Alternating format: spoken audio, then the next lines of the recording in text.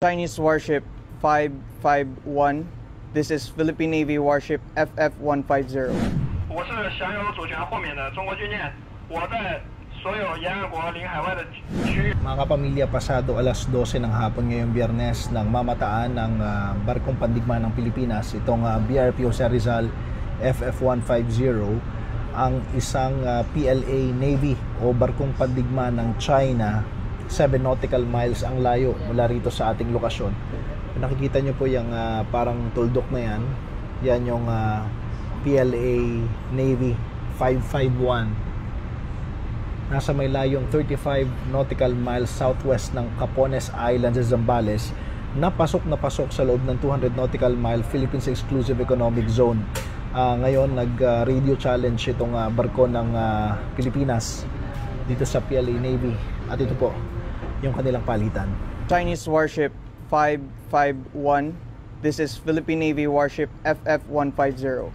In accordance with the Republic Act 12064, the Philippine Maritime Zone Act, the United Nations Convention of the Law of the Sea, of which you are part of, and the 2016 Arbitral Award, you are advised that you are sailing in the Philippine Exclusive Economic Zone at approximately 35 nautical miles southwest of Capones Island, Zambales, Philippines.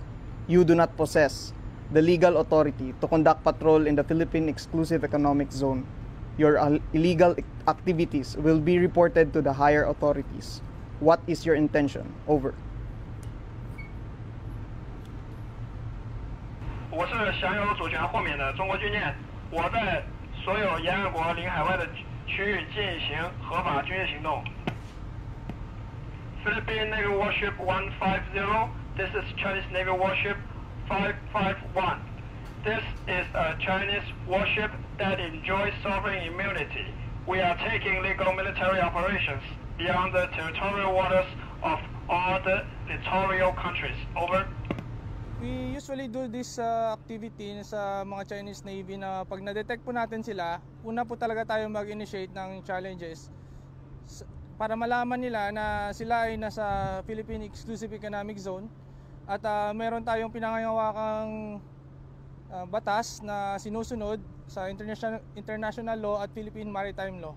Actually po, tuloy-tuloy lang po tayo sa activities natin.